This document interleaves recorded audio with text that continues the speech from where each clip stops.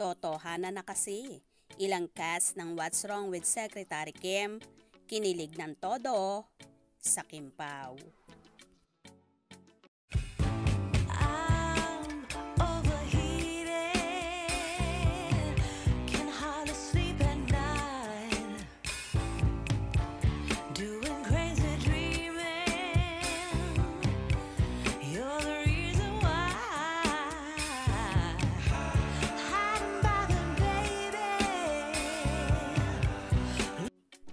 Hindi lang ang Kimpaw fanatics ang nakaramdam ng saya at kilig nang matunghayan nila ang naging show sa SM City Masinag nang napapabalitang magkasintahan na sina Kim Chiu at Paolo Avellino.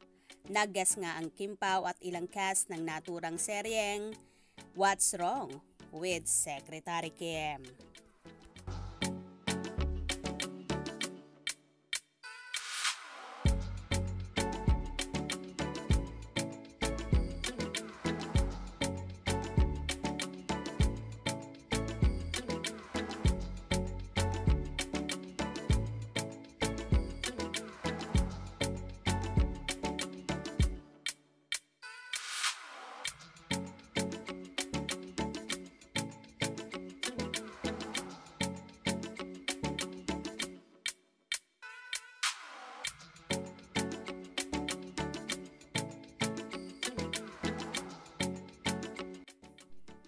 Kahit nga ang kasamahan ng Kimpaw sa naturang serye na sina Franco Laurel, Kat Galang at Kai Cortez ay hindi mapigilan ang kilig na nadarama.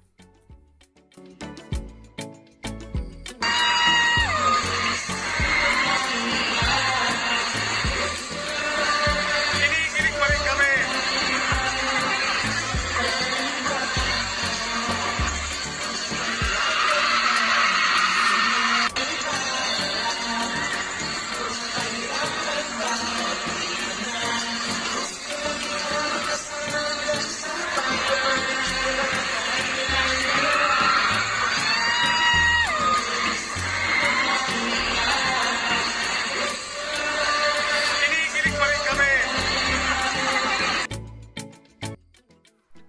Kahit naman sino ay kikiligin talaga sa Kimpaw at hindi lang ito para sa larangan ng love team nila dahil ito'y totohanan na.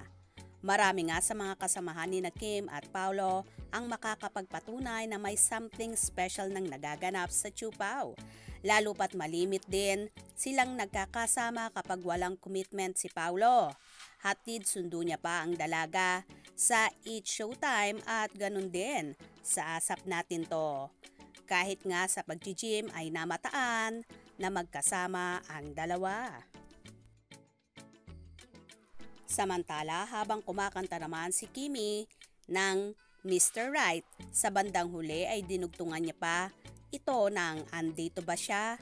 Kaya naman lalong nagsigawan ang mga tao na naroroon. Hindi nga magkamayaw ang mga fanay sa pagsigaw at pagtili sa dalawa.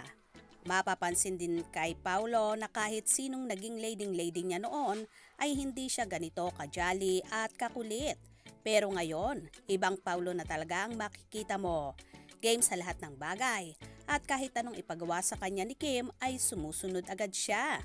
Ano nga bang nakita ni Paolo at meron sa dalaga kaya ganito na lang siya sunod-sunuran. But in fairness ang cute nilang pagmasdan. Kaya naman tumutok at wag na wag pahuhuli sa mga maiinit na kaganapan. Anong inyong magiging reaction sa bidyong ito? Comment below.